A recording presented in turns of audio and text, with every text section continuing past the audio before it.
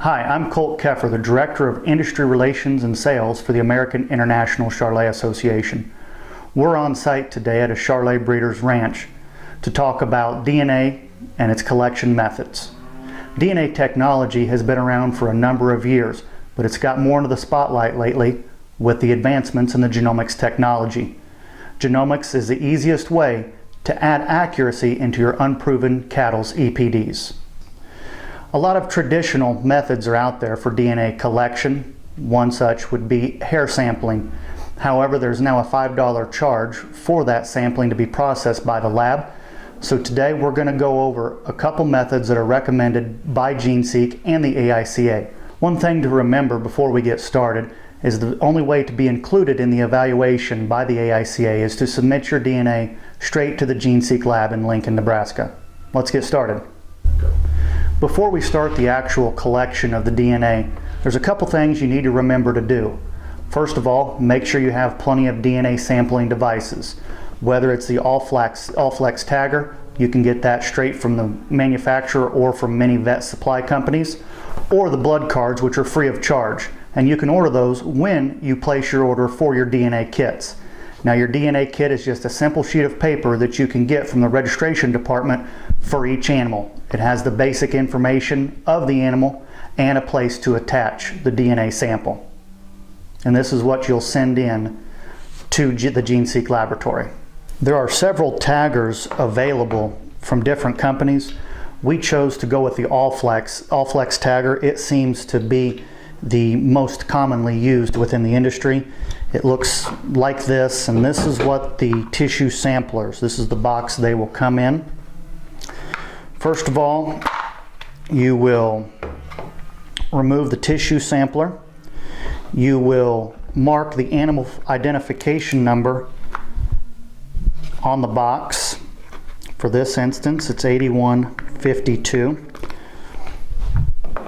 And a good habit to do is on your DNA kit, mark the last 3 digits of the sample on that DNA kit. So you'll take the sampler, place it in there, click it into place.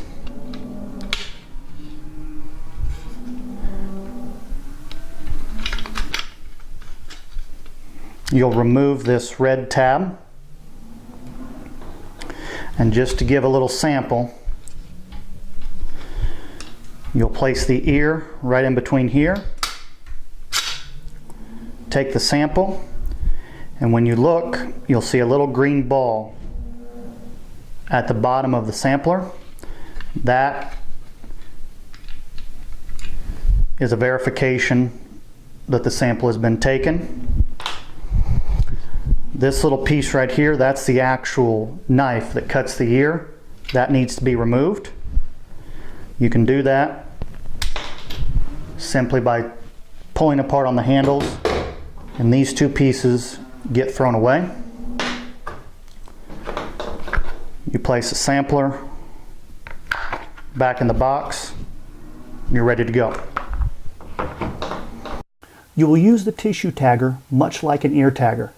Make sure to squeeze firmly on the handles when taking the sample. Make sure the green ball is at the bottom of the tube and that you see tissue in the solution. Remember to remove the metal cutter from the tagger by pulling apart the handles of the gun and discarding that piece. For the blood card, make sure to clearly identify the animal on the card. We recommend drawing a few cc's of blood rather than swiping over the ear or tail vein. It will help ensure enough blood and that the sample is clean. Make sure to use a fresh needle and syringe for every animal. Place a few drops of blood within the circle on the card, making sure to not oversaturate the card. Leave the cards to dry in a clean, safe area overnight before packaging or stacking them. Packing before the blood is dry can lead to a bad sample. Finally, secure the card with tape or a staple to the DNA kit and you are ready to send it to the lab. For the second portion of this video, we're here at the AICA headquarters in Kansas City, Missouri with the recording secretary, Mary Lou Wegner. We've got a few questions for her to clear up some things in this video. Mary Lou, when you order the DNA kit from the AICA, what is included in that test? What are some other options, and what are the costs associated with those tests?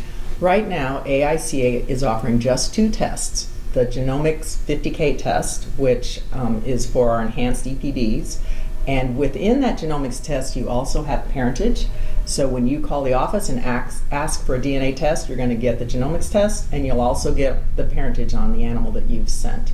The other test that we offer is the horned poll test, and that's a standalone test. It is a $45 test. Your genomics parentage DNA test is $25. And it's important to note about that test that only GeneSeek offers the evaluation through the AICA. No other company. Correct. It's only through GeneSeek. Right. You'll want to get your test from GeneSeek, and you've got to get the paperwork from me first, and that paperwork goes with the test to GeneSeek for the evaluation. Very good. When a breeder turns in the DNA and submits it to GeneSeek, what's the timetable look like for him to get his results back? You must allow at least 3 to 4 weeks in order for GeneSeek to turn around that test and get the results back to us at AICA. So plan ahead when you've got deadlines or show deadlines. Plan ahead and get that sample sent to the lab 3 to 4 weeks before you need your results back. And those results will only be reflected when the AICA does an evaluation, correct? Right. We'll get the parentage results back right away, and we can test your animals for different parentage issues. But the actual genomics test is not included in your animal's EPDs until we run the evaluation.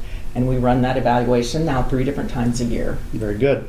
Something you hear talk about is bad samples, bad DNA samples. What are some things, some factors that lead to those in the different tests? Right. It's always disappointing when you've waited 3 weeks for your results and you don't get them because the sample was bad, and the lab doesn't notify us that the sample was bad until they've completely run it.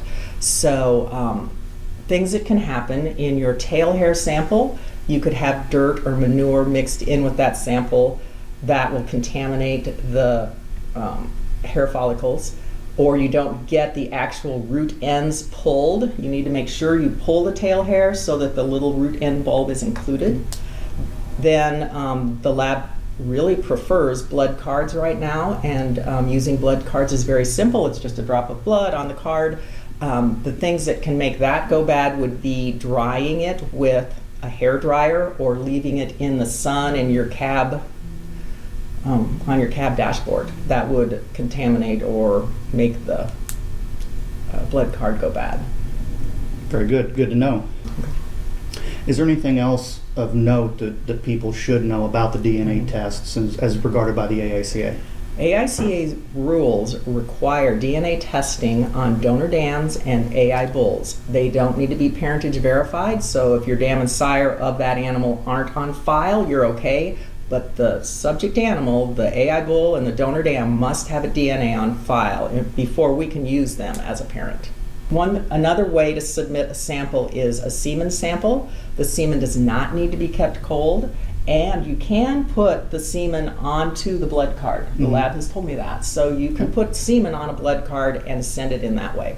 If you send a straw of semen in, it doesn't need to be kept cold, but you must wrap it in a way that it doesn't break in the mail, because one of their failed samples will be a semen straw that was sent and then broke in the mail, and there's no DNA to test. Okay. One of the final questions, what are some important dates to remember if you're interested in the genomics technology, DNA testing going forward through this fall and into next year? Right. Right now we're running our cattle evaluation 3 times a year. So for the first evaluation in the year, you would want to have your genomic sample sent to our lab sometime that last week of March to meet our mid-April deadline. And then also then in the summer, you'd want to have your samples to the lab sometime the last week of June to meet the mid-July deadline. And the same way in the fall, you'd want your samples to be to the lab by mid-October in order to meet the November deadline. And all that information is available in the journal and our website as well. We'll keep you updated on those deadlines with our newsletter, and of course watch the Charolais Journal and the website for announcements. Very good. Thank you. You're welcome. If you would like to get a hold of Mary Lou, you can contact her at the office You number. can contact the office. My extension is 400, and also you could email me, Wegner, WEGNER, at charolaiusa.com.